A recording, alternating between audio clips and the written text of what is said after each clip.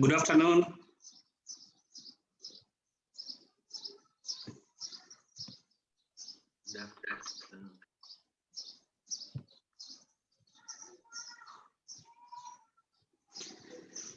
So as we go through this, okay, the last bit of the Excel, okay, the last bit of the spreadsheet, okay, on how to present information. Okay, how do we present information? That's what I want us we discuss in the next few minutes. So when it comes to the presentation information, okay, you can present the information that you have in a variety of ways. Okay, for example, you can use what we call the charts, the graphs, and the table. Okay, you can use the graph. Okay, you can use the charts. You can use the tables. Okay, that's a way of trying to present information. Okay, what's the difference? Okay, charts, the tables. Okay, is a normal table that normally draw. Okay, let's, for example, I think I'll have some set of information, which I think we will share, do it together, okay, on how you can present a table, okay. So I think we shall do all this, okay, how to do a graph, okay, how to do a chart, okay, as well as how to put the, or to input the information, okay, in the form of a table, okay.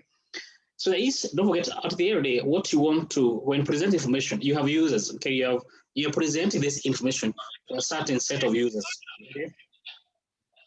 You are presenting this information to a certain set of users. Okay, so the idea behind presenting information, okay, is to ensure that you can be able to communicate. Okay, it's simply about communication of information, okay, to the users. Okay, it's simply about communication. Okay, and you want to ensure, you want to synthesize this communication as easy as possible. Okay, so the users can be able, they don't have to go to intricacies. Okay, by virtue of presenting, okay, through a virtual presentation of the information, it becomes easy for them to understand. Through the use of graph, for example, okay, it is easier to be able to pick, okay, the what you want to communicate much more easier through the use of graph, as opposed to having the data, okay, for example, in this way. Let me just go back. Let me go fast forward a bit, okay.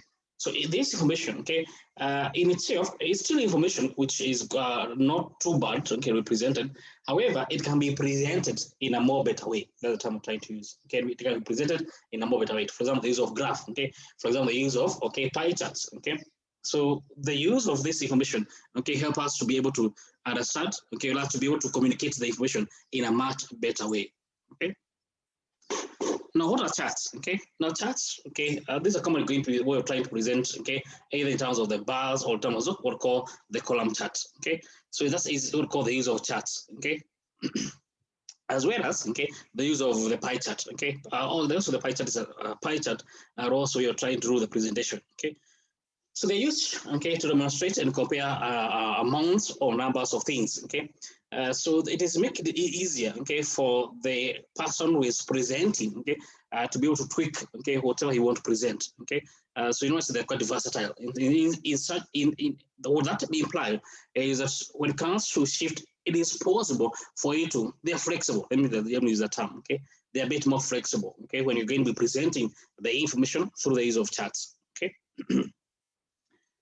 So let's go through this. Okay, I want for us to transfer this, okay, into an Excel. Okay, and then we can be able to draw a bar graph. Okay, you can go to draw a chart out of it. Okay, so let's transfer this information, okay, to an Excel.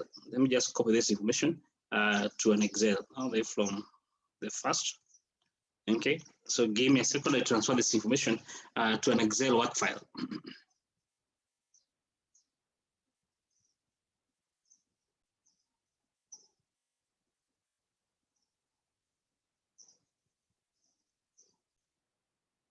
Okay, so this is my Excel work file here.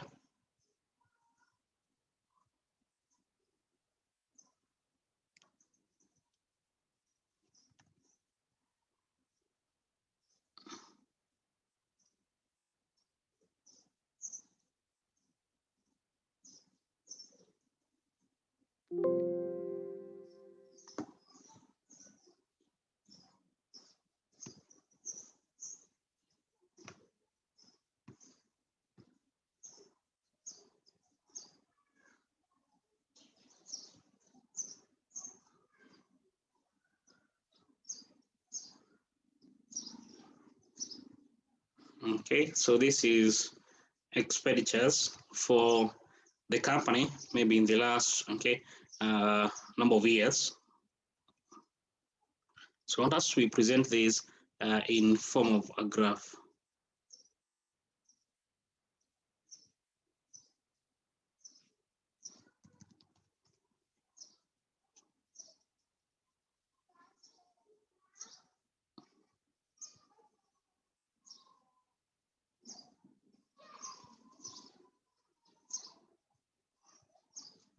Okay.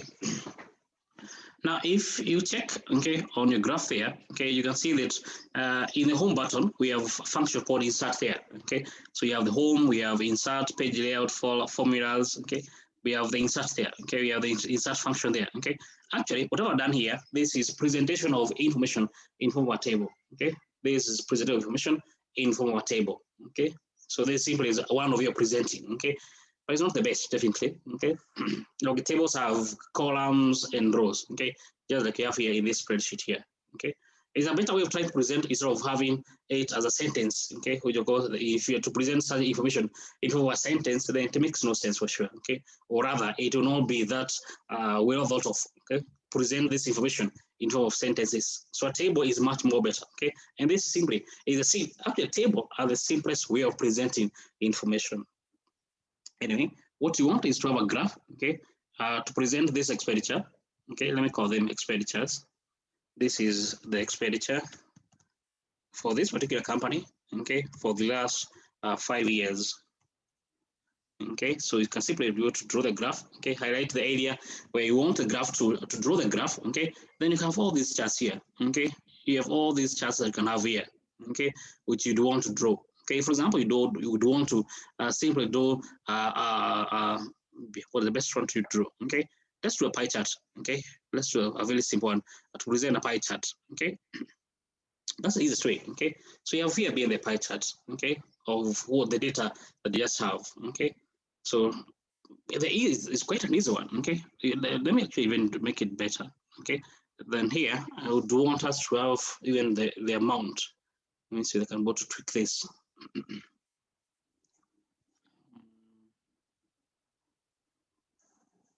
I don't have the percentages. Let me see if I can go get with it.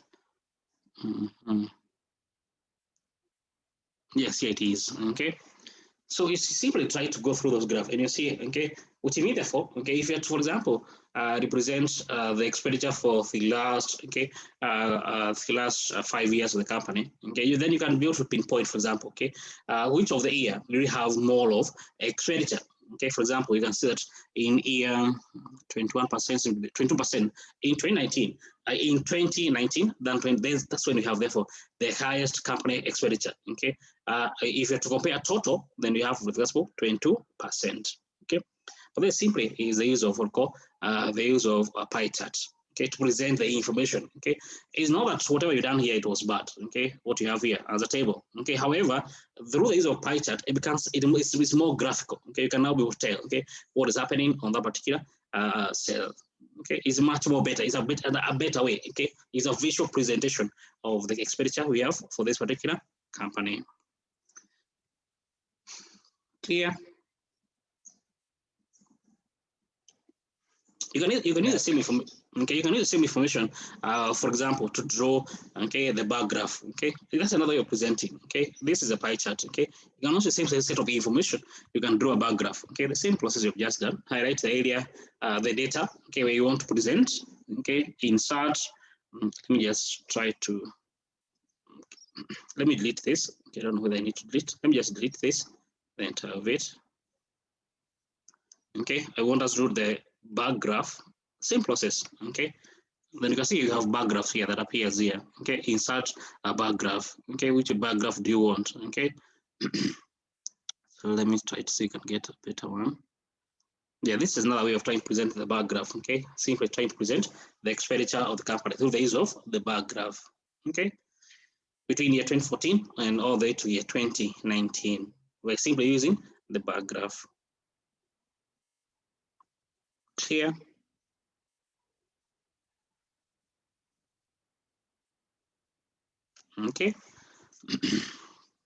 Don't forget, as I mentioned, okay, it's much more easier for us to be able to present it's better, not that it's easier, it's better to present the information in case people can do in a visual way, okay, in a much visual way, as opposed to having, for example, having this information through a sentence, okay, it will not make a lot of sense, okay, if you have to present this information in form of sentences, for example, okay, it will not make sense for sure. Okay, now you have something that's called what I call a component bar graph. Okay, a component a bar graph. Now, a component bar graph essentially is going to have what is one column where you want to present, okay, more than one set of information. Okay, the set is a column. Okay, the column bar graph. So the one you just, for example, drawn right now. However, you want to present more than one set of information. Okay, for example, okay. Let me take you back to the Excel, okay? We draw what we call a component by column chart, okay? Okay, let me present, let's go back. We present that component, okay? Let me delete this. This is simply a simple bar graph. Now, a component bar graph, I see that here, this is expenditure for, yes, let me introduce here a row up here, okay? So this is expenditure, okay? Expenditure, assume that this is for branch A, branch B, and branch C, okay? Assume for branch A, we just simply divide by 2. I just want to have a data for branch B. That's for the expenditure for branch B, okay? And expenditure for branch C, okay? Let me just put some fictitious data, okay? This is expenditure for branch C, okay? Now, we would want to present this in what we call, you want to present expenditure. However, you want to present them in what we call a component bar graph, okay? You have the expenditure for 2014, but for 2014, you want to have each one of them, okay? For branch A, for branch B, and for branch C, okay? How therefore do we present, okay? We can present as follow. You highlight the area, okay, where you want the information where you want to have, okay? Then you insert, then you have to call a component bar graph. Let's see if you can both get it. We have all a component bar graph, okay? Component bar graph, I think should be one of these. Okay, this is not the best I would want. A component bar graph.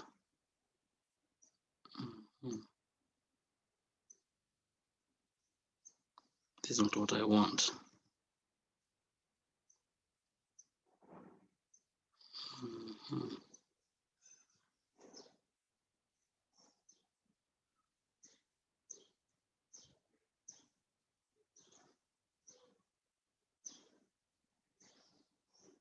No, that's not what I need. I want a component bar graph. Bar graph.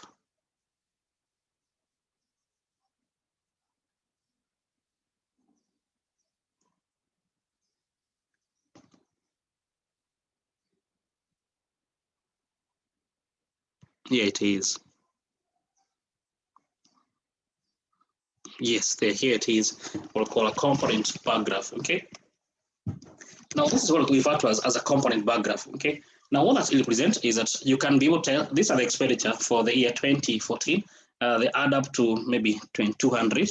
Okay, let me try to move this a bit. Is the sum of these 3 of them, 800 plus 400 plus 1200, okay, for 2014. To give us 2400. Therefore, you have the expenditure for the for 2014 as 2400. However, you are going to be having for each of the branch, okay. You have here being for a branch A, the blue is branch A, B is for branch C. This orange here is for branch B, and you have this, I think should be gray, okay, being for branch C. Okay, this is what we call for a component bar graph. Okay, you are presenting more than one set of information in the same column. You want to present more than one set of information in the same column. Clear?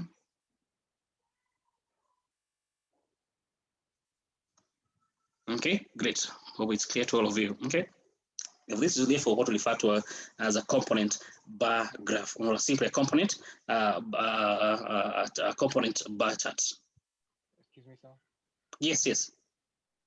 Where do you find the component bar chart on the? Okay, the component, I came to insert. Then here there'll be bar graph you can use. Then here I use more statistical charts. Okay, you can see here, you want more of them. Can you see the area of where we have histograms here? So in case you click on more statistical charts, okay, it will give you what do you want. Okay, I want a bar graph. Okay, if you check on the recommended charts here, you can see the chart that are recommended. Then show you some of the graphs that you can have there. Okay, thank you, sir. You've seen them. Yes. Okay, great. Okay, therefore this is what referred to as a component bar graph. Okay, when is this applicable? Is in case you are trying to present more than one set of information in the same column. Okay, you are trying to present more than one set of information in the same column. Okay, and of course the information that you want to present, definitely the column, okay, need to be presented the same thing. Okay, for example, here in 2014, we are presenting only the expenditure. You can't maybe mix in, actually you can mix, by the way, you can mix, okay? You can be able to mix, maybe you don't want to have sales and revenue, okay? Sorry, revenue and the profit, okay? You want to present in the year 2014, you want to present what was the profit and what was maybe the sales that the company achieved in a particular year, for example.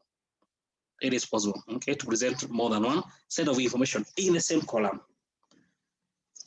Otherwise, in case it's only one set of information, the one we had done before, where you only had branch A, for example, okay, then that would be what we call a simple bar graph. Okay, get to know the terms used here. Okay, the component and the simple bar graph. Okay, because they're different.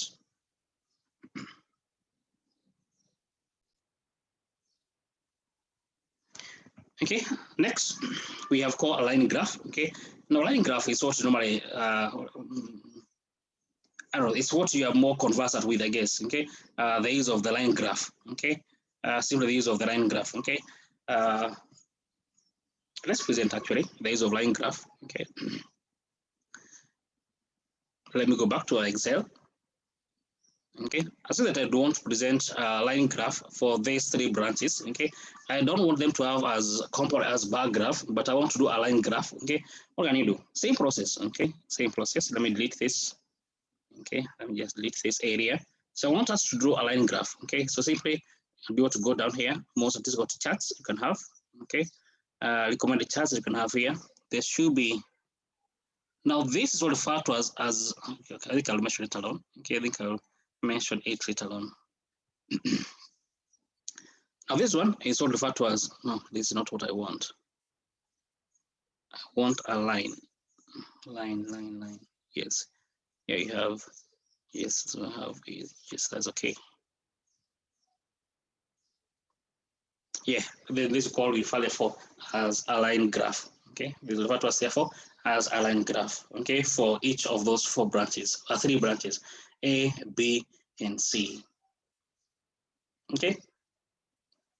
You're presenting the same information. They're presenting the same information. The only difference here is that we are presenting, the way of presenting, the way of trying to communicate, okay, is a bit different, but the same set of information. Okay, so you may want to know, okay, who are my audience? Okay, as you prepare these charts, okay, you need to understand who are my audience. Okay, if we are presenting to the technical people, okay, maybe or your fellow accountants, then you may want to give them the table. Okay, for them, it's for them to maybe, I don't know, to decipher what they to understand the information better. In case you present people who have no idea regarding maybe the data behind the graphs, then no, definitely graphs therefore serves them better. Okay. Anyway, understand who is my audience. Okay. Then what chart should I use, for example? Okay.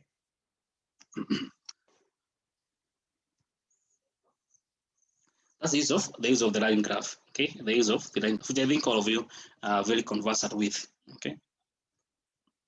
But don't forget here we're trying to use the use of the use of Excel, the power of Excel, to help us out in being able to understand the graphs here.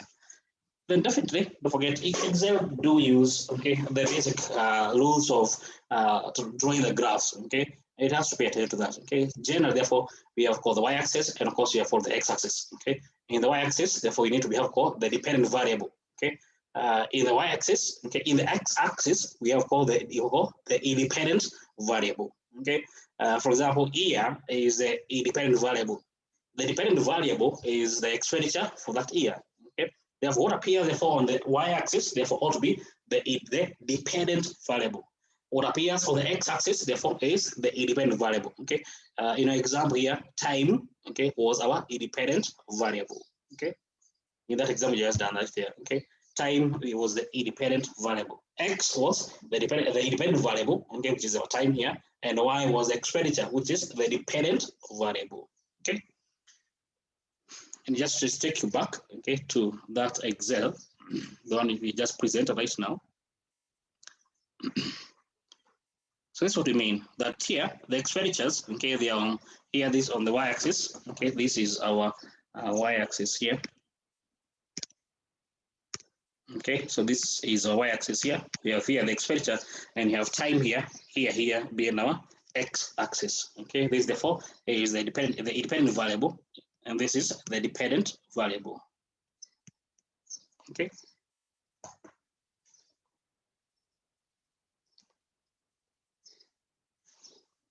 Clear?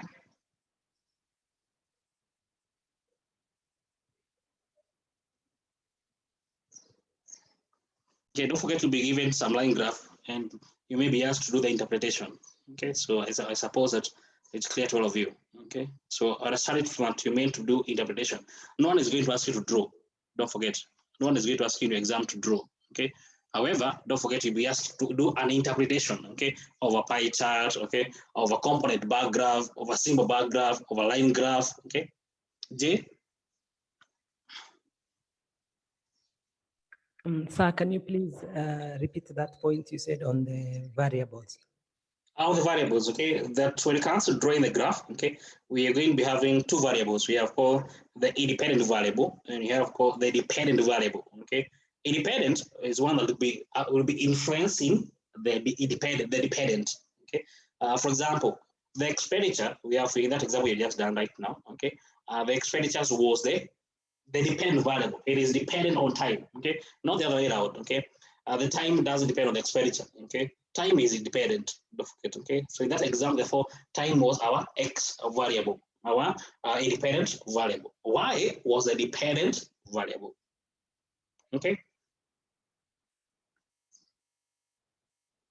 Jay, that's clear? Yes, sir, thank you. Okay, great. Then the other thing you can do when it comes to presenting information is what I call as the use of the area chart. So the area chart is just like the use of line graph, okay? However, we don't do a line as per se. We just draw an area, okay? I don't know what the best way to explain. I think the best way is to display it so that you can understand it, okay? What we refer to as a line graph, okay? And an area graph, okay? An area chart. So let's present the same information, but now through the use of an area graph, okay? So in an area graph, let me present one. Let's go back to our set of data. So let's present this not as a line graph like you have it here, but in form of an area graph, okay? So let me delete this.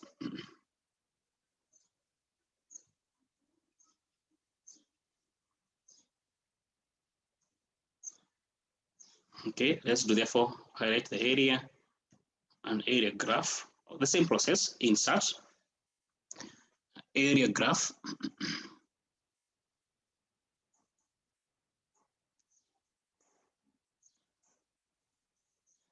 Let me just, I don't want a combination. Just want to have one. I'm trying to avoid combination of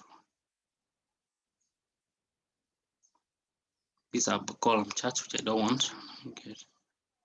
An area graph here. Area graph, I have it here. Yes, I have it here. Yes, this is what referred to as an area graph. Okay, referred to as an area graph. Okay. It's a line graph. It's not like a line graph as per se, though it follows the same concept. Okay, but the only difference is that we have it being it's an area that is shaded. Okay, they are not columns. It's not a line. Okay, but it's sort of like a combination of those two. Okay, this will refer therefore as an area graph. As I've just been mentioned to you, don't forget, no one is going to ask you to draw a graph, okay, in the main exam. You'll be given a graph, okay, you're told this particular graph, okay, what type of graph do we have it, based on the picture above there, okay, what type of graph is this? Is it a component bar graph? Is it a pie chart? Okay, you might think they're easy, but hey, wait until we shall do examples. Okay, you will do an example, some few examples here and there. Okay.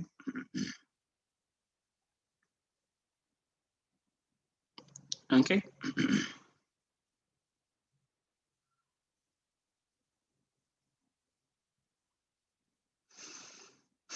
Question?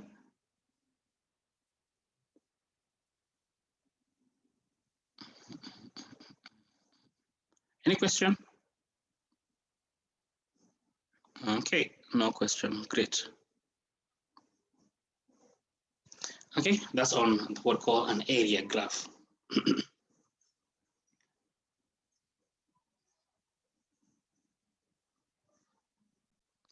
Then you have the use of the pie chart, which I think you've already done. Okay, the use of pie chart. Okay, here we're going to the use of pies. Okay, to represent the information. Okay, simply using pi to represent information.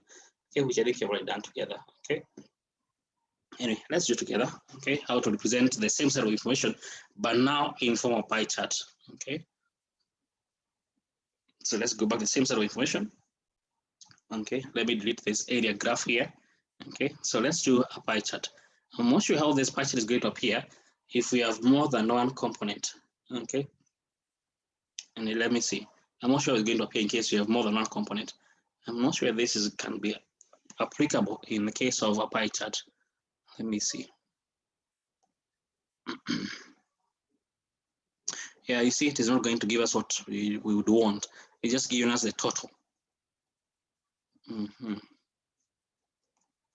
So for this pie chart that we have here, okay, it's simply going to give us therefore the total for the entire 2014, 2015, or the 2019, but it does not give us like they have for the case of the component pie chart. Okay, but then you'll be asked, okay, based on the set of information you have, okay, which of the presentation method is better? Okay, if for example you have more than one set of information in the same year, for example, then pie chart therefore might not be the best way to present. Maybe the use of component, okay, might be better. The use of line graph might be better, okay, but the pie chart might not be the best, okay, way of presenting the information, okay, because it only be picking the year, okay, so it won't pick the components, okay, it won't pick A, it won't pick B, it won't pick C, okay, it's only going to be picking that particular year, okay. Clear?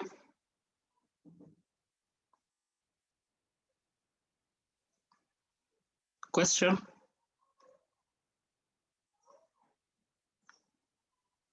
Okay, great. So that's therefore is the use of the pie chart. Okay, so as mentioned, maybe the pie chart might not be the best in case you have more than one set of information you want to present in the same independent variable. In this case, in 2014, you don't present A, B, C, and D. Maybe, for example, okay, the pie chart might not be the best in that particular case. Anyway, that's on the use of the pie chart. Okay, the use of the pie chart as we are trying to present the information to the users.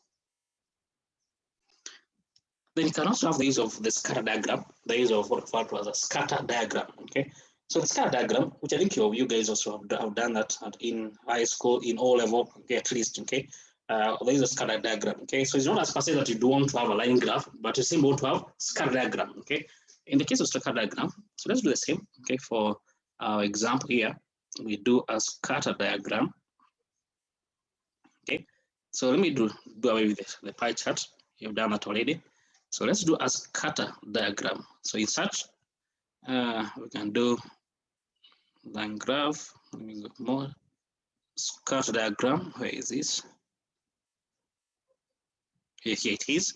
You call this scatter diagram. Okay. This one referred to as a scatter diagram. Okay. We refer to as the scatter diagram. Okay. So it's going to be representing. Okay. So these that are in gray more or less. Okay. That's what appear on your side. Therefore, these therefore will be representing therefore the the accounts for B, for A. This for C. The one that is bluish, okay, therefore I represent A, and orange represent therefore B. Okay. This is how to represent the information in form of a scatter diagram.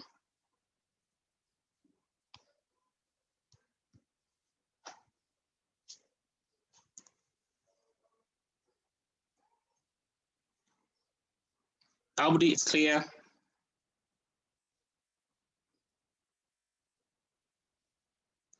Abdi? Yes, sir. It's clear. No, sir. It's not clear. Yes, pardon once. Okay. So this graph, okay, only just drawn here, is called a scatter diagram. Okay, where you don't want to, okay, let me call in quote, okay, join the dots, because that's exactly what you used to do, I think maybe in all levels, where you used to join the dots, and once you join the dots, they become therefore a line graph. Okay, that's not what we want here. In the case of scatter diagram, we're going to be represent them in form of points. Okay, so all over the graph area. Okay, that's simply called the use of scatter diagram. Okay, so whatever you're drawing here is referred to as a scatter diagram. Okay, to represent therefore the expenditure, okay, from year 2014 all the way to 2019. Okay. Question?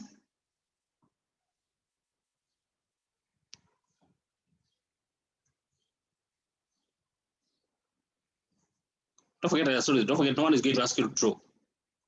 No one is going to ask you to draw. It's upon how do you interpret. Okay, it's good to pay attention to how the exam will be like. Okay, how do we do the interpretation of the mode of presenting? Okay, or in case you give some set of information. Okay, which is the best method of presenting that set of information? Okay.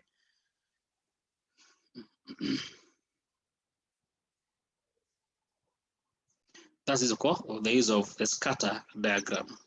Okay, the use of scatter diagram. Then you can also have the use of trend line. Okay, the use of what referred to as a trend line. Okay.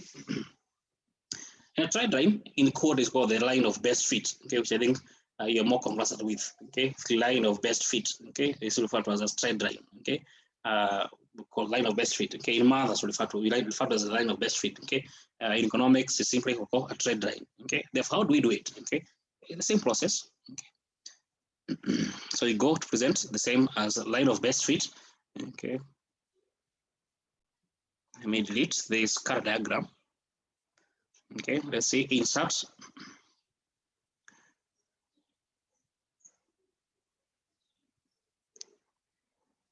Okay, line of best fit, you can go to get it, a trend line.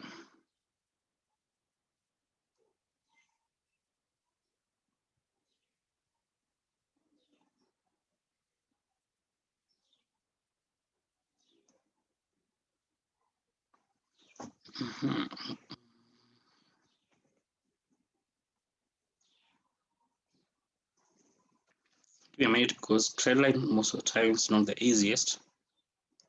Trend line scatter.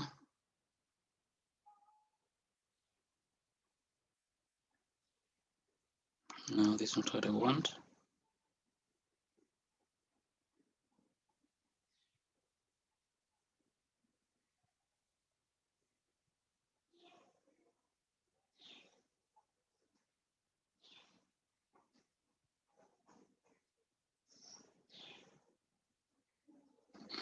This is what I want. I want an area, the line of best fit. Where is it be?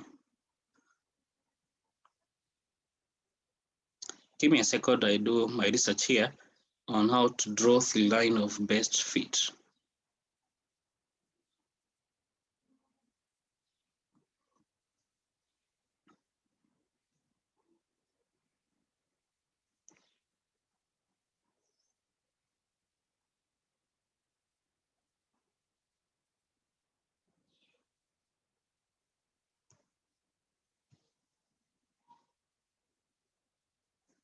That's not what I want. I want a line of best fit.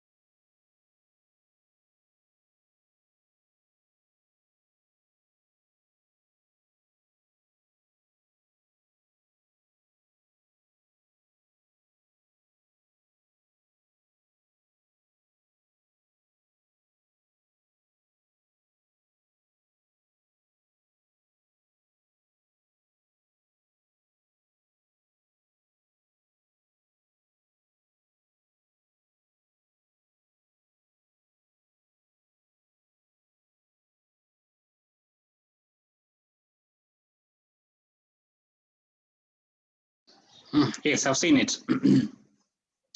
So in case this is what referred to as a line of best fit, okay, which I think you guys are more conversant with, okay. So what you do is is you select the area where you want to draw a line of best fit, okay. For example, here I want to do for A, okay. So you can do for A, for B, for C, in case you prefer. Let's do for A, write the data, okay, which you want to draw a line of best fit, okay. Insert, okay.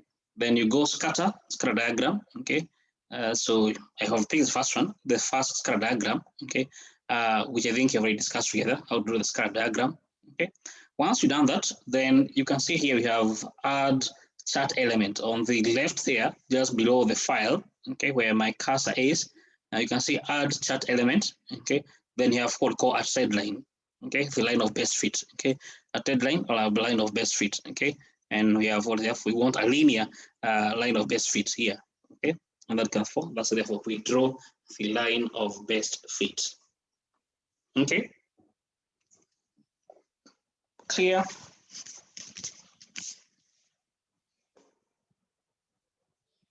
Any question?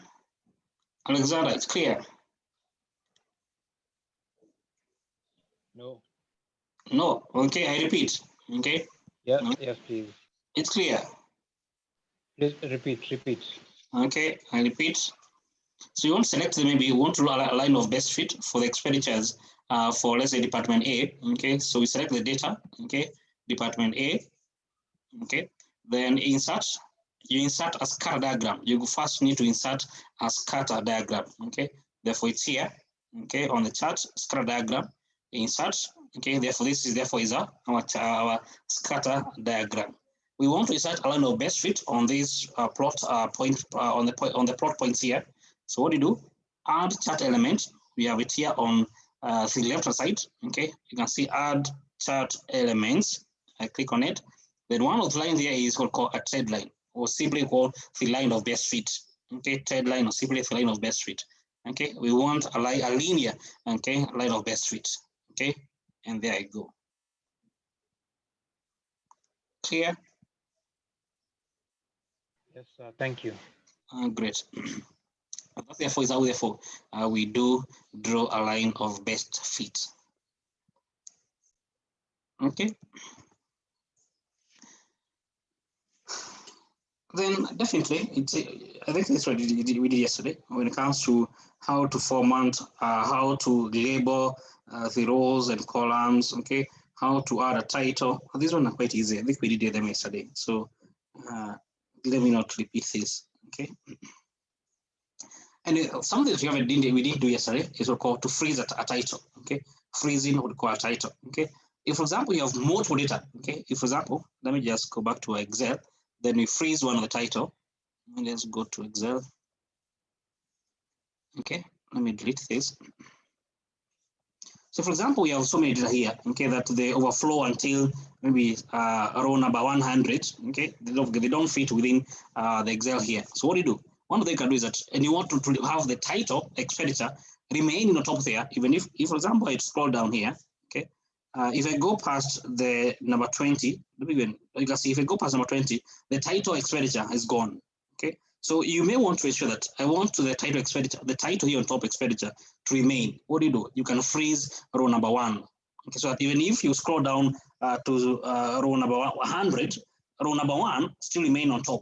Okay, well, that's what I mean by freezing the title. So what can you do?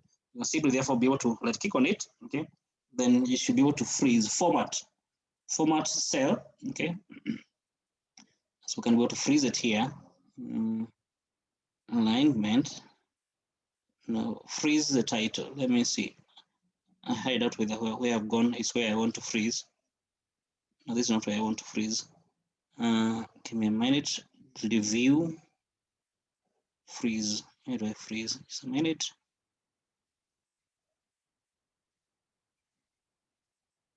Not formulas. I want to freeze this row.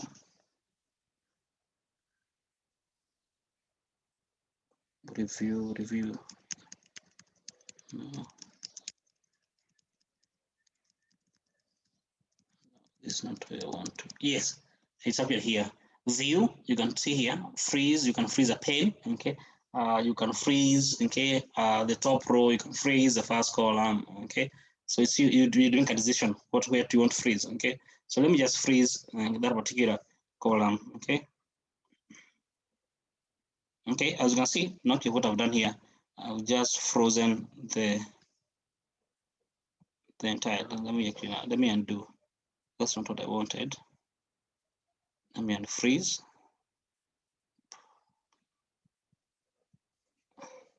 Because all I want is to have the first column there. Let me unfreeze the pane. Unfreeze, you can see it's frozen. I can go to unfreeze it. Okay, let me freeze the first pane, the top row. Yes, so my first row here is frozen.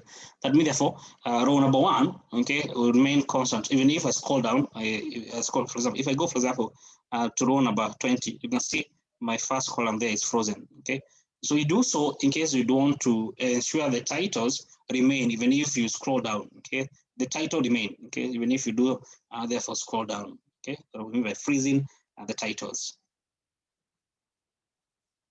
Clear? You go to view, then you freeze.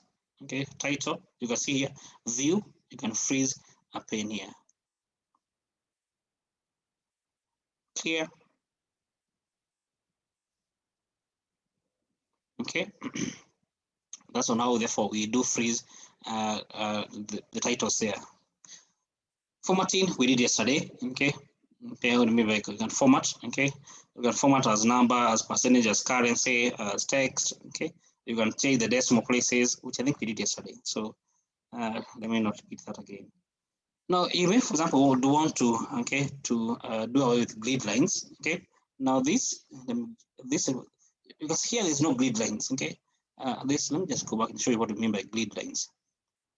Now, if you check this Excel, okay, the rows and columns, okay, we do have what called grid lines here, okay. You may want to remove them, or you may want, for example, okay, to have a table, okay. If, for example, you want to have this in form of table, okay, don't forget, in case you print, okay, these grid lines, they don't appear, okay. Why? Because you're here to format the table, okay. So if, for example, you want to format the table, just go back, you can go to home, okay, then you can draw the table, okay. So here you see home, if you draw, you can see between this bold, this is to italic, okay, add line, you can see your table, okay. These are the grid lines, okay. So in case you want all the borders to appear, okay, if you click on it, then all the borders will be appearing, okay. So if we do so, you can see now we have therefore the borders between A1 and D8 have appeared. So if now we print this document, then this should be appearing, okay. This document therefore will be appearing. Okay, if you don't do so, then don't forget these grid lines here, the one that appear in here, they won't appear in the document. But you may want to remove those grid lines. You can do so, okay? You may want to remove those grid lines, okay? So let me remove the grid lines here. Let me just remove here. Cell F2 all the way to I12, okay? To remove the grid line, okay? You can go the same process, okay? I would not want any border. Remove the grid lines. View, let me see if I can be able to view. I remove the grid lines.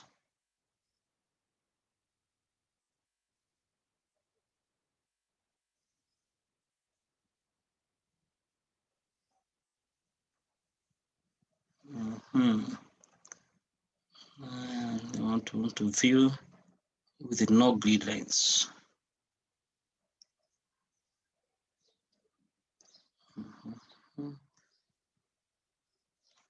Don't appear here.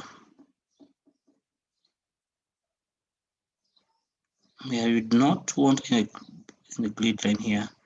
Just take more borders here.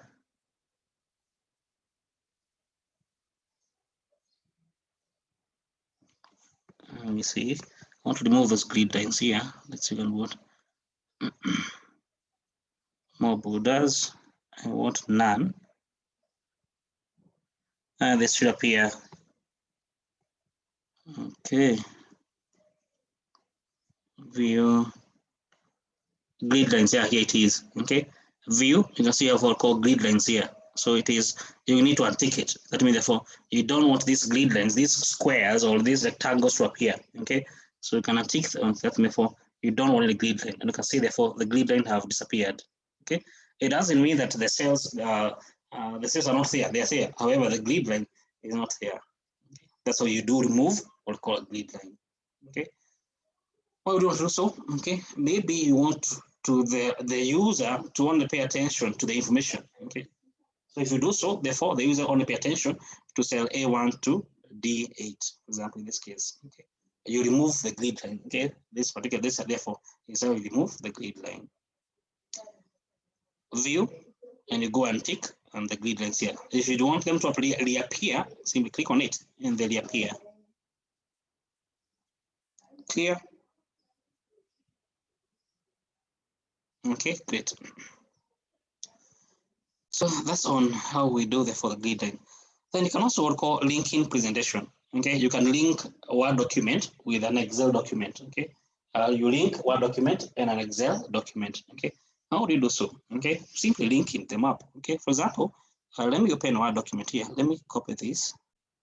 Let me copy this and paste in a Word document. Then I link them up. So copy.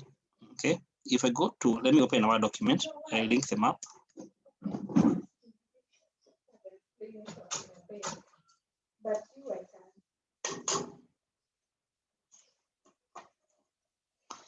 Okay.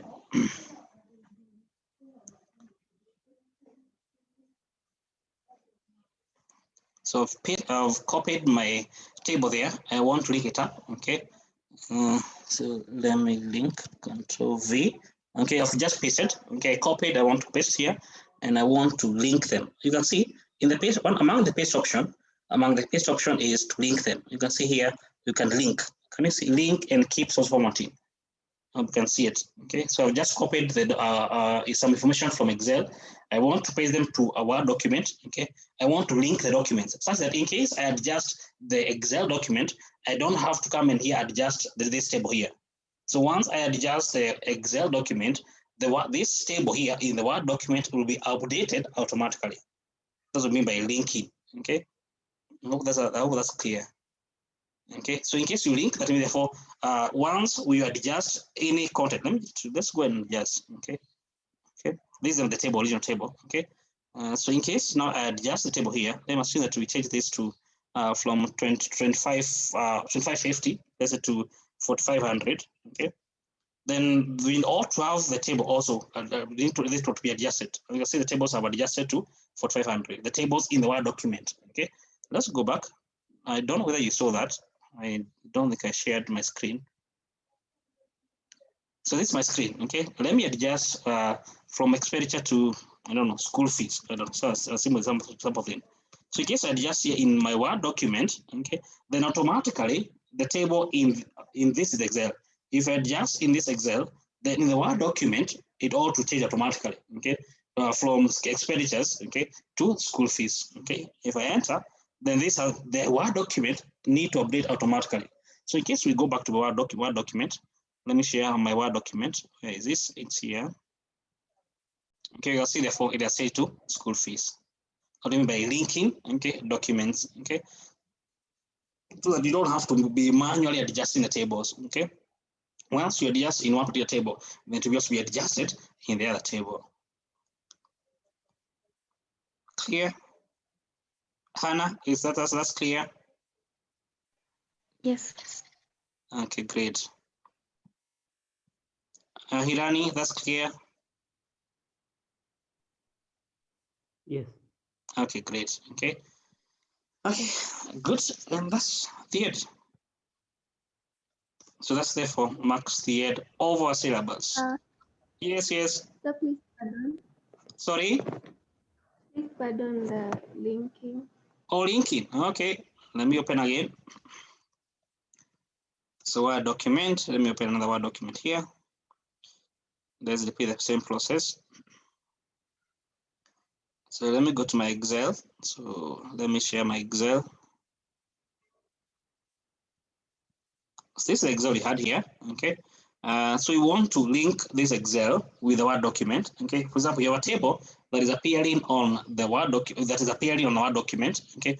But the data are on the Excel. Okay, so you want, once you adjust the data in Excel, they're going to be automatically updated in the Word document. Okay, so let's pick this. Okay, this is the table that we want to appear in the Word document. So Control C, I want to copy this table. Okay, then let me go to my Word document. This is my Word document. Okay, so let me paste the table. So if I don't have done Control V, then among the paste option, you can see here, you can see this is a paste. Okay, this is what we call a paste option. So in the paste option, you see some option available to you down there. You can see here, link and keep source formatting, link the document. So you can use either or two, whatever you prefer to use. Okay. So let me link and use the source document. Okay, keep the source formatting. So link the document. That means you want to link that Excel document with this Word document. Okay. So you click on it. Okay. Then in case I make any adjustment, okay, on the Excel, it will be automatically updated in my Word document. So let's do and test. Okay. Let's go back to our Excel. Therefore, this is our Excel. Okay. So let me adjust from this. Let me call this a department. Okay. Let me call this is department A. This is department B, department C. Okay, these are the departments. Okay, A, B, C. Okay, so I've made an adjustment to this table. So in the Word document, since I've done the linking, then it automatically updates. Okay, so let me go back to the Word document. We see that it has done that. Okay, so the Word document, and here it is. Okay, so the document has automatically updated. This is department A. Where is it? What's happening? This is department A. This is department B. This is department C. Okay, so it's simple by linking. Once you adjust the Excel, it will automatically adjust the Word document. Clear? Yes, thank you. Great, Alexander. Yes, sir. So now, if you update with the Excel document, does it mean that the Word document has to stay open for it to update? Or you have to? Now what? Can you close it? Let me close it. Let me close it. Actually, let me close. Let me first save it. Let me call it linking. Okay. If you remember, what normally happens is that once you open the Word document, if you change the Excel document, it will ask you that, hey, some tables have been updated. Do you want to update them? Well, let's see whether that will be the case. So let's go back to our Excel. This is our Excel. Okay. So let's see that. Let's say from this to school fees for let's say Strasbourg. You not Scott University of Nairobi. Okay. Just to choose it Nairobi. We have a MKU, an example. Okay. Therefore, this is table you just done. We have updated in our Excel. Okay. So the Word document is closed. Okay. So let's go and open it. So I don't know if they can see my. Okay, where did I save it, by the way? I don't even know where I saved it. Let me see. Like.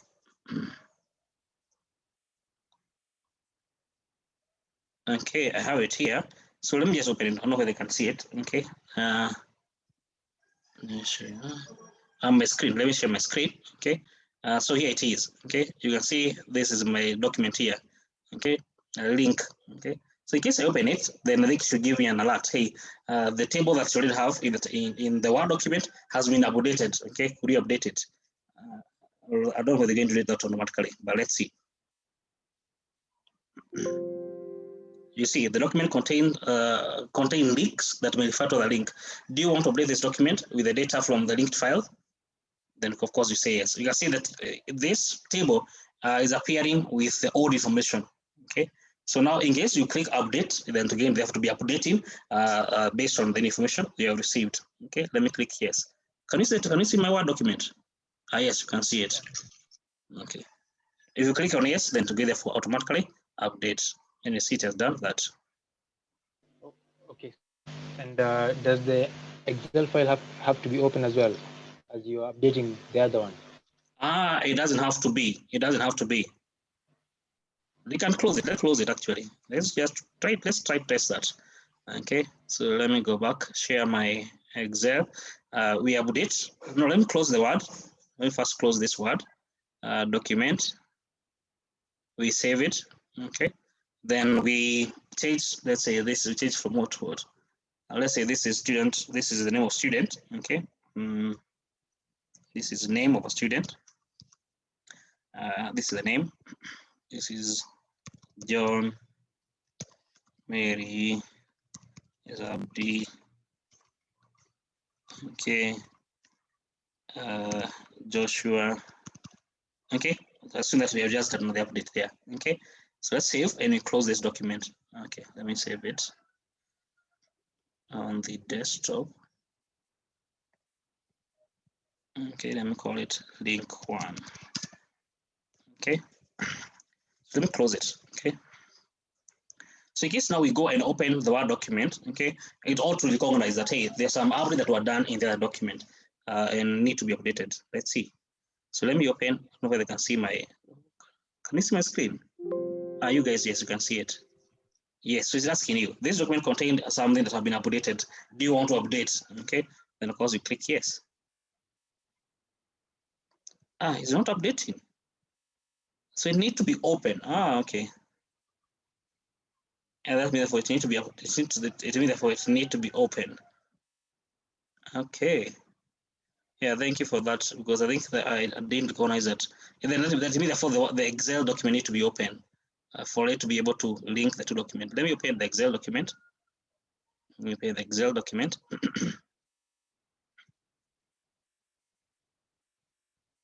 Okay, now you now go to the Word. So let me close it. Okay, yeah, I see it needs to be open. It needs to be, sorry, it needs to be open for it to update. Let's see how they're going to make that recognition now. You can see my screen, yes. So yes, it's not updating.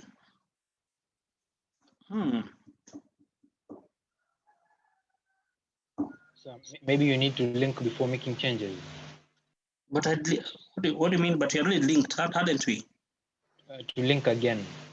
We link again before changes. Yeah. Yeah. Okay. Okay. Then linking doesn't. Therefore, it doesn't achieve the purpose as per se. Let me see. Or maybe you link from the Word document also. You link again from the Word. Link from the Word.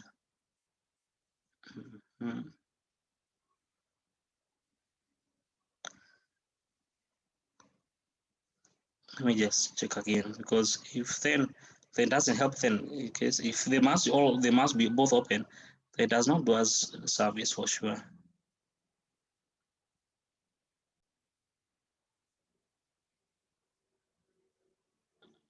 Go to the Word document here.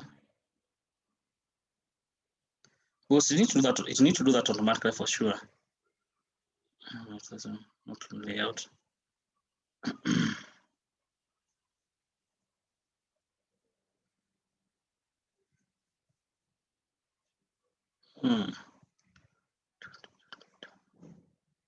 Okay, then that means that they must be open, both of them, if you do this linking. But then it doesn't serve us a very good. It doesn't have the best purpose for sure. Because let me close it again. Let me test it. Let's test it again. Let me try to go and open it.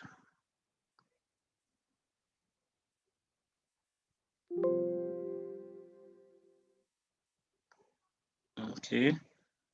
Okay. Do you want to update this document from the linked file? Yes, we want. But it's not adjusting.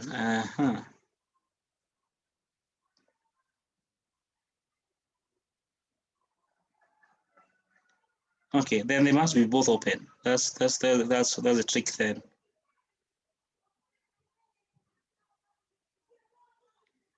the trick. Then they must be both open then, if we are to link them well. Otherwise, then that. Yes, Alexander. Yeah, so I think let's look at the questions which you hadn't taught us. There are questions. Yeah. Okay. Okay, fair enough. Things like you know them. Yeah, there are various questions, but either let's do it. I think I can do them. Yeah, okay. Desktop. Let me get my notes.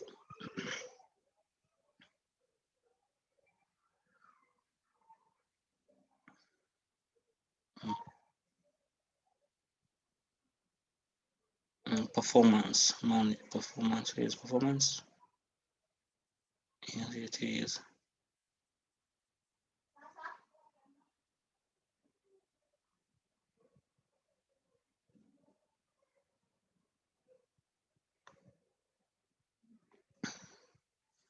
Okay, so regarding performance, okay, yes, there are measures you can use to evaluate how maybe a department is performing. Okay, and it depends. Okay, so we have mentioned some of this. So let me go straight to where we didn't do. This one we already discussed. This one we already discussed. This is what we did. We have not discussed. Okay, performance measures in case you have a profit center. Okay, they're very quite easy. So one of the way is simply comparing the profit of the department versus the profit of what. So if, for example, we had a budget, okay, that we had an intention of achieving, let's say 10 million worth of profit, then you compare the actual versus the budget, okay? Even if the department is yet to achieve what was budgeted, what was forecasted, then you can therefore critique the manager. Hey, you didn't achieve what was agreed upon. Okay, so comparing the profit of the actual profit versus what was budgeted. That's one of the way.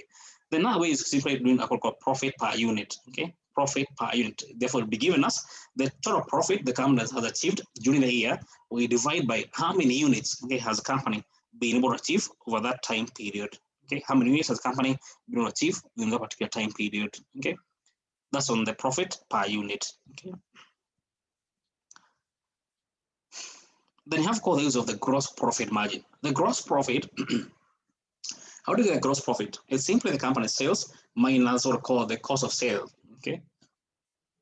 Before you subtract the fixed cost, okay, before you do subtract the company fixed cost, okay, so the profit that remains, okay, so gross profit of the company is equal to the company's revenue, the company's sales figure, minus the company cost of sale, the cost the company has incurred in selling those units, okay, therefore is the revenue minus cost sale. This is a percentage. What do? You compare what's the gross profit over sales. So therefore, it is given us, let me give you the ratio. Therefore, begin as the company gross profit. So this ratio here is the gross profit of the company, GP. We divide the company sales or revenue, and we express this as a percent. Okay. Now, the net profit is a profit that remains after you have subtracted all the expenses, both cost of sale, fixed cost, okay, admin cost. So once we've done all the costs, okay, whatever remains, okay, is referred to as the net profit. And it's given us the company net income or net profit. Okay, the company net profit, okay, net profit,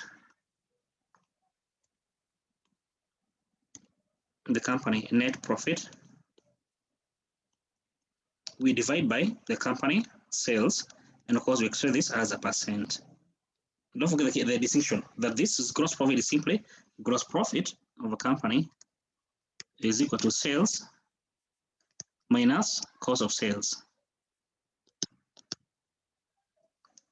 Net profit of the company, net profit, then call it NP, is equal to sales of the company minus total expense, all of them, total company expenses, together therefore the net profit. Clear?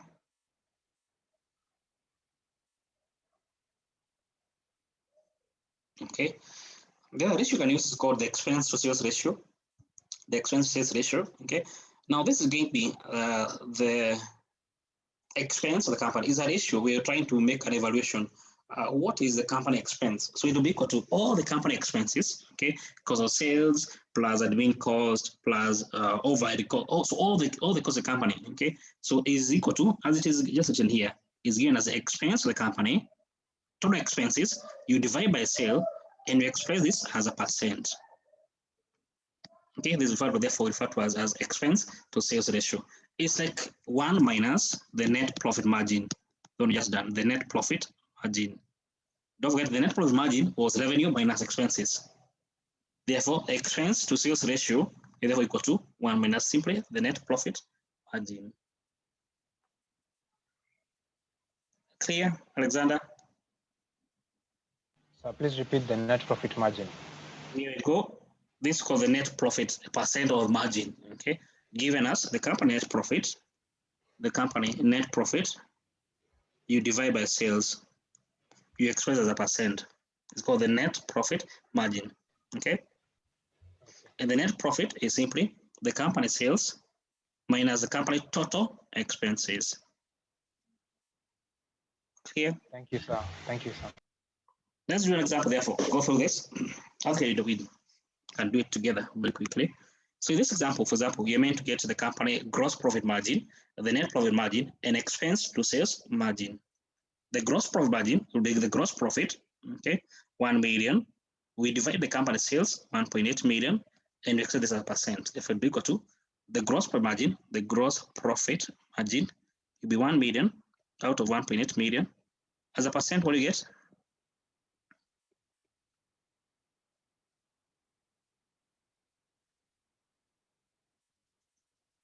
55%. 55%. Okay. Next, we can get the net profit margin equal to the net profit 680 divide by the sales 1.8 million. Then we express this as a percent. And we get how much?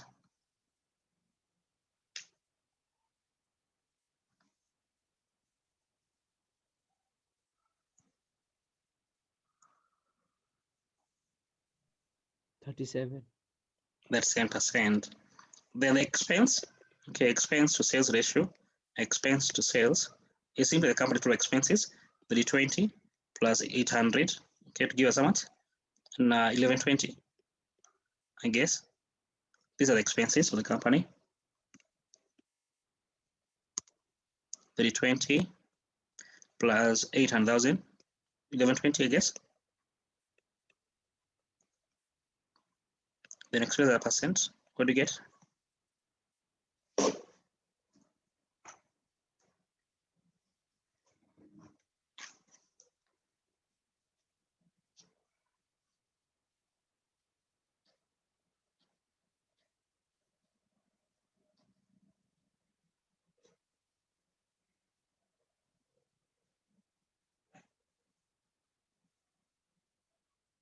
What do you get?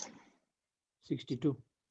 6%. Okay, you get 6%, therefore, to form the company expense ratio. Okay, then you have another ratio called return on capital employed. Return on capital employed. So first, the suggestion is return on the capital. What is capital? Is the amount you have invested in the business. Okay, the amount the company has invested in the business. Therefore, how much profit, how much return has that capital made?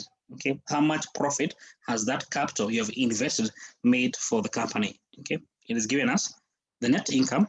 Now simply the profit you have made. Okay, again as the profit you have made, mostly is given a profit before interest and tax. Profit before interest and tax. We divide by the capital or the amount the company has invested in the business, and of course we express this as a percent. Profit before interest and tax, you divide by capital of the company. How much for every $1 of investment the company has made in this particular project or the company? How much profit has it made for the business? For us, the return on capital employed. Clear?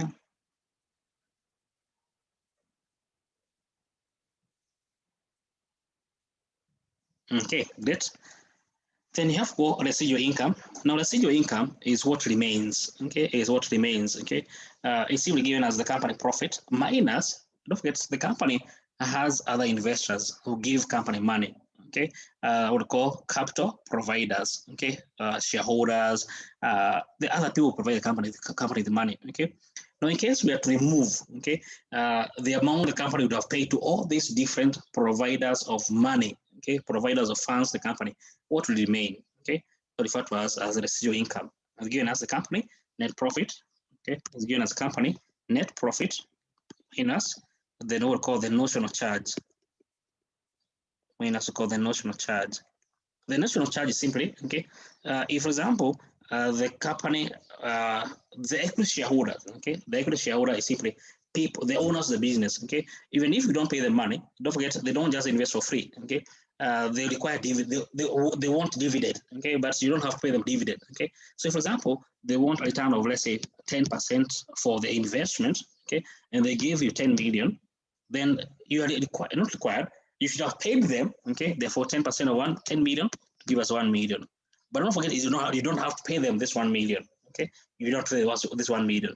So therefore, in that case, therefore, the residual income will be equal to what the profit you made, okay, minus this 1 million, even though you didn't pay them. Don't forget, this is notional, because you have not actually paid them, okay? It's an assumed payment, okay? If this is a notional, therefore, okay? If this is therefore referred as the residual income. Clear?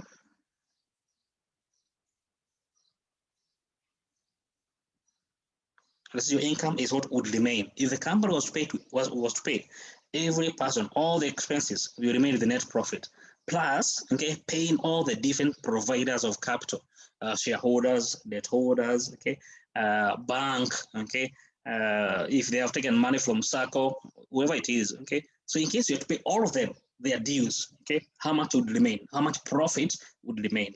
That's what we refer to as residual income.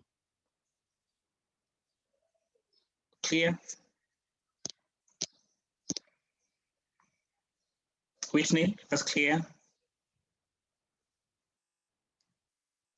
Yes. Okay, great.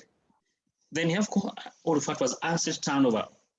Now, asset turnover, you're trying to evaluate how efficient were our assets, okay? As a company, we have made an investment, okay, in our assets, but how efficient were they, okay? How much sales have our assets been able to make for us? Don't forget, in case you have a motor vehicle, and this motor vehicle doesn't help you in earning money, okay? What is it for? It's not useful then. So what you want to do is to make an evaluation. How efficient were our assets in making sales, okay? And it's given us the company sales, okay? You divide therefore by capital or simply the company total assets, okay? Also give therefore the sale. So if, for example, we get the turnover, okay, equal to, let's say, 10 times, what does it mean? It means that for every $1 you have invested in these assets of yours, they have been able to generate for you $10 of sales. Therefore, in case this ratio is high, let's, for example, for this company A is 10, company B is, let's say, 25 times, then company B is more efficient, because for the same dollar it is investing in its assets, it is able to get more sales. Therefore, B therefore become a more efficient company compared to A. Clear?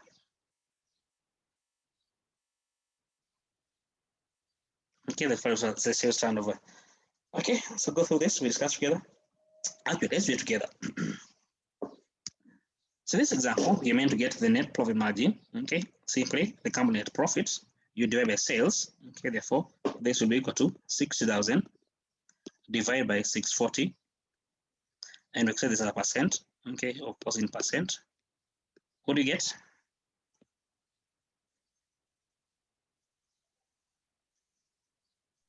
9.4. 9.4, therefore the net profit margin. Then you're meant to get the asset turnover, okay? Let me rub off here, okay? 9.4. So here is the asset turnover, and asset turnover, it will be equal to the company sales, which is 640. We divide by the assets of company, which are equal to 400, okay? Which is equal to, therefore, 400,000. And you get 1.5.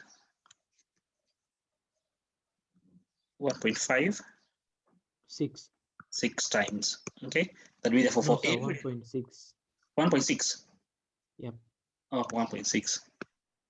Okay, get 1.6. So therefore, for every $1, for every $1 the company did invest in its assets, then company has more to get sales worth 1.6 over dollar. Then lastly is return on capital employed. Sorry, don't we use it as a percentage? Don't you express it as a percentage? No, this for turnover, for all ratios that are turnover, you don't do percent. There's no harm, but we prefer not to do percentages. Clear? Okay, I hope that's clear to you. Okay, so don't forget for the turnover ratio, we avoid doing as percentages, but there's no harm, but we avoid. The next is return on capital employed, which is giving us the profit of the company before tax. If you have it, we divide by the company capital. Dog is return on capital, profit on capital. Okay, we express this as a percent. Therefore, we equal to the profit is 60, capital 400. We express as a percent, and we get how much? 15%. Yeah. I get 15%, therefore to be the return on capital employed. Clear? Okay, great. Let's do this. Another example, we can do it together. So this example, you're being asked to get residual income. Okay, this one I'll leave you to do. And let's do the residual income. Residual income, as I have mentioned, it's what remains after you pay every person their money. So you made a profit, residual income is equal to the profit you've just made, 680. If the company was paying every person, they would pay a rate of 6% per year. And how much money have you borrowed from them? Borrowed in quotes, 4 million. Then pay them money. Okay, how much therefore you pay them? 6% of the amount they have given you, which is 4 million. How much remains?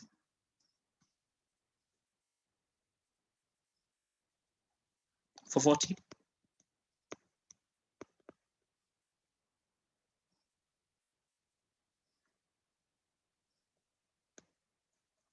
Confirm for 40? Yeah. Okay, for 40, therefore it's what would remain from the profit you have made. If you have to pay every person who gave you money, you give a return to them, therefore called a cost of capital. For the capital, for the files you've used them, how much would remain? It would remain for 40,000, which is profit, okay, minus the return that you give them. And you give a return of 6% of the 4 million you took from them. Therefore, residual income. Return on capital employed, therefore, would be equal to simply the profit, 680, divided by the capital, which is 4 million. Excuse me. Yes. Could you I missed the part where you said the role of the interest rate. I'm not getting it. Did I get your question clearly? Anyway, the interest the part where there's the interest rate. I don't understand how 6% comes in. The interest rate is the return the provider of capital want on their investment. For example, if you have to go to a bank, they're not going to give money for free. They charge you interest. Okay. If you go to and ask shareholder to give the company shareholder to give you money, they're not going to give their money for free. This is the return they want. This is the return the provider of capital wants. How much money have they given? Have they given you? 4 million. They have how much time? I mean, are you meant to pay them 6% of the 4 million? Clear? I thought you usually add 6% of the 4 million on top of the 4 million. No. Don't forget, this is a return. This is, I don't know I'm not sure what you mean by adding. Don't forget, this is the return they want. They want 6%. How much money have they given you? 4 million. Therefore, how much time do you pay them? 6% of 4 million. James? What is the formula for return on investment? Return on investment. Yeah. It's the same. This is the return on capital employed and return on investment are the same. Oh, the formula for RI and ROC is the same formula. They're the same formula. Oh, okay. Okay, great. Okay. Any other question?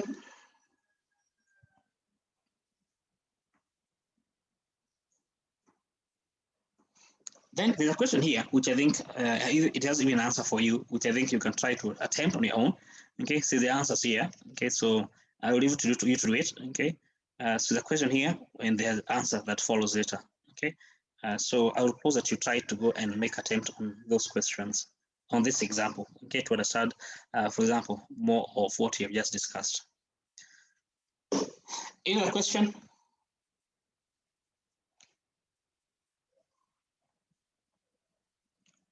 James, you have another question, or it's the same question you had before? No, I don't have a question. Okay, great. Any other question? Okay, no question. Great. Therefore,